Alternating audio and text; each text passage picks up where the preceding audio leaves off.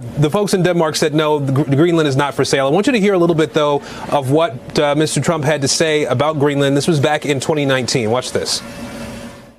I thought that the prime minister's statement that it was absurd, it was an absurd idea, was nasty. I thought it was an inappropriate statement. All she had to do is say, no, we wouldn't be interested. So the prime minister of Denmark back then said, no, we're not interested in the sale. Trump was supposed to travel to Denmark and canceled that trip as a result of some of the comments back then. And again, here we are in 2024. The idea of somehow acquiring Denmark has come up again and again. Acquiring Greenland has come up again. And again, the response from Greenland, from Denmark, has been that Greenland is not for sale and never is going to be. And so it's a non-starter conversation from their perspective. I'm joined today by Max Rose, a regular on cable TV, an Army vet, former representative from Staten Island, and an old friend. As long as we have known each other, Max, I am embarrassed that this is your first time on the Ken Harbaugh Show. We're going to fix that today. Welcome. Hey, thanks, buddy. Thanks for having me. And congrats on such a great show. So, Max, what do you make of this latest stunt, this latest bluster by Donald Trump, the threats to retake the Panama Canal and buy Greenland from Denmark? I mean, we have to talk about some of the serious elements of this. There is a geopolitical and strategic argument for it, but at the end of the day, we know what this is because we know who Donald Trump is. This is a performance. It's a distraction. Well, look, I'm actually, and I think Democrats writ large should start taking this guy seriously. And first of all, let's look at why this could be not the worst idea in the world. Okay. The Arctic is unfreezing and there's going to be far more shipping going through that area, valuable for global commerce, valuable for global power.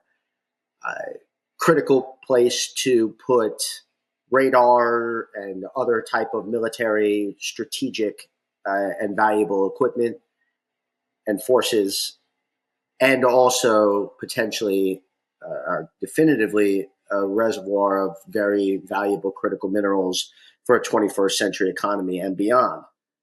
So again, if we're going to take this guy seriously, that's where he's coming from. But this is where it starts to get a little more than a little iffy. Donald Trump ran on being an anti-war isolationist. I could not think of something more opposite that than talking about being unabashedly imperialistic in the 19th century and 17th century version of the word, literally acquiring new territory. Because here's the thing about taking land or acquiring land that isn't yours. There's really only two ways to do it. Right? One is to take it by force, and the other is to buy it. And let's not forget as well that this is the guy that's talking about reducing our debt, not increasing it. So how would he exactly go about accomplishing this without increasing our debt dramatically or deploying our forces abroad in a really, really hostile circumstance? Then you take it another step, though. Donald Trump ran on this notion that I am going to reduce our global and foreign entanglements because that's what leads to war and also an unnecessary allocation of resources. And again, this is exactly the opposite. So what we're seeing is this really fundamental divergence, even before he is sworn in, between what he is doing and what he talked about, right? This isn't anti-war, isolationist, populist, here for the working people. No, this is old school oligarchic imperialism. And if that's the road he continues to go on, one, it paints him as a patent liar. But two, it's also a very, very important pathway for the Democrats to get back to basics and actually start talking about things and supporting things that the majority of Americans are behind. In a way, it is on brand for him, though, as a real estate mogul. I'm sure in his reptilian brain, this is a real estate play, right? And there are reports from within his inner circle that he looks at a map of the world, he sees Greenland as big as it is. And I mean, I think we need to acknowledge that Greenland is the oldest real estate con in the world. It's not green, it's not as big as it looks on a map, but people are saying that Donald Trump is drawn to it because it's so big Sure. and it will expand Sure. his real estate empire, but in his role as president. No, I just can't. No empire has ever been able to expand without the allocation of significant treasure and significant loss of life, as well as military resources.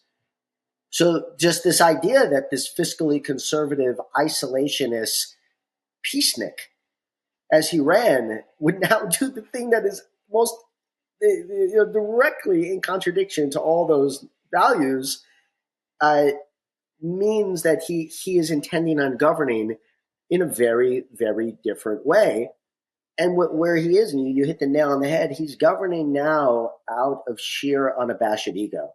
The acquisition or the taking of Greenland would be the largest addition in terms of land mass to the United States. We're talking bigger than Alaska, bigger than Texas, bigger than the Louisiana Purchase. But that's not enough for him. He's already talking about Canada as the 51st state, and he's talking about the Panama Canal as well. You know, I must have missed all of the Panama Canal commercials that he was running, and the ways in which that really drove turnout in presidential swing states. Of course it didn't. Let's also consider as well he's having meetings after meeting in Mar-a-Lago, and there are people that will financially benefit from all of this. God forbid were it to happen. But I cannot imagine that the United States would be the one to benefit from it. You know, not to get too philosophical here, but what we have done in the post-war period is we have actually sorry, that was my kid. We have actually executed empire in some ways from a commercial standpoint on the cheap. Right? We've built out a global system of rules and regulations that nations across the world have followed, and that has very much been to the benefit of American corporations, American GDP, and in many ways, many American workers. The problem is that far too many Americans have not had the opportunity to share in those aggregate gains. That's what we have to be focusing on. A level playing field, fairer rules of the road where all boats can rise, not returning to some imperialist notion that we're all going to benefit from taking more land. It's Ken Harbaugh. Quick break here to let you know that we'd love to hear from you. Your comments, suggestions, thoughts about future topics and guests. Email us at info@thekenharbaughshow.com. And make sure to rate and review us on iTunes or wherever you get your podcasts. Thanks, and back to the show. We all know how this is likely going to end, though. As with so many of Trump's threats and stunts, it dominates the news cycle for a couple of days, if he's lucky, a couple of weeks, and then he moves on to something else. How do Democrats adapt to this kind of thing? Because you and I probably agree that he's not going to end up buying Greenland. He's not going to end up invading Panama. I mean, I'd be surprised if he even ends up imposing the kinds of tariffs on Mexico and Canada that he's talking about, but something will happen that will give him an opportunity to declare victory. Like with Greenland right now, Denmark has already said it will increase defense spending. I wouldn't be surprised if Trump next week says, I got what I wanted out of all of that bluster. Our ally is going to spend more on defense. How do we adapt to all of these, distractions? It's a bait and switch every time. Sure. Well, we have to be disciplined and we have to think about winning. And that means not kind of tracking to each new shiny object. This might come as a shocker to some Democrats, but being the loudest defenders of Denmark's sovereign rights doesn't exactly drive popularity here in America. Being the loudest defender of Canada or being the loudest defender of Panama's rights isn't necessarily where the voters are right now. But where I know for a fact that they are is they want a leader who cares about them and who is focusing on their proximate concerns in and around safety and security, concerns in and around affordability, and concerns in and around upholding and protecting many of the values that they hold dear, to include family and love of community.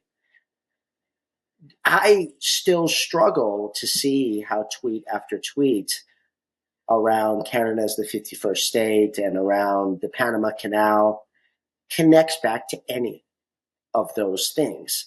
And so the more that the Democrats can talk about, Donald, what have you done about the grocery bills? Right? What have you done about enlarging the middle class? What have you done about safety here at home? You talked about it a lot, but what have you done? Rather, this is looking more and more like a corrupt enterprise. Democrats in the 21st century, when we took back the House in 2006, when we won the presidency and held onto the House and by the way, the Senate in 2008, flipped the House in 2018, held on to the House in 2020, won the Senate in 2020, and won the White House. The connecting narrative of all of those successful elections was being the anti-corruption party, and the party of fairness, the party of transparency, and the party of the values that Americans hold dear. And it should come as no shock that that's going to be the pathway again to winning in the future. There are some recent economic projections that suggest that in spite of all of Trump's attempts to sabotage the economy with things like tariffs and mass deportations, it's actually on a pretty good path because of the groundwork laid by the Biden administration. Inflation is coming down, investment in factories and job creation is going up. How do Democrats make sure that we get credit for that and that it doesn't go to the incoming administration, which has done everything and continues to do everything to undermine it? It's not the way it works. Yeah. They're gonna get credit for it. And we have got to figure out why we are the party that doesn't put our names on stimulus checks. And the Republicans are the party that does. Why? And Joe Biden's already come out saying that he regrets it. But why do we constantly elevate staff and elevate a bureaucratic, detached culture that doesn't focus on taking credit for things, spiking the football, connecting the dots between what's pissing off Americans so much, and then taking credit for addressing it? Industrial policy doesn't drive voter sentiment. It just doesn't, and that's sad and that's rough, that the CHIPS Act will be a political winner in 2032 when someone's cutting the ribbon on a new factory. But, you can't change the way the human brain works. So in the future, it would be, I think, fantastic if Democrats were the party that says, we're going to do a big ribbon cutting in and around a middle class and working class tax cut, right? We're going to do, big celebrations in and around infrastructure projects that are shovel ready that we know we can kickstart in 90 days. Because people are not going to vote, nor is general economic sentiment going to be driven by what's going to happen 5 years from now. The last point here, though, is that Trump is going to take credit for the Biden economy in 2025. And I think that all signs point to it being a strong economy in 2025. But what we're also going to see as well is the resurgence of the bond markets. And, you know, James Carville famously said, when I die, I want to come back as a bond market, right? Because they, at that point in the politics of the late 80s, early 90s, there was nothing that was politically more powerful than the sentiments of the bond market. And that's what drove deficit reduction as this winning issue for Democrats. That's how he won his first presidential election, Bill Clinton. So I think what we're going to see, and I'm no CNBC analyst, but the writing's on the wall, that as they engage in more deficit increasing tax cuts that will not stimulate long-term economic growth that benefits the middle class and the working class, you might see the bond markets come back with a vengeance. And I'm not sure how they get around the political consequences of that. Well, Max, let's have you back on when that begins to happen. Would love your analysis on the economics. That's something we don't get enough of here. Great talking to you. Let's do it again soon. Absolutely, my friend. Thanks again.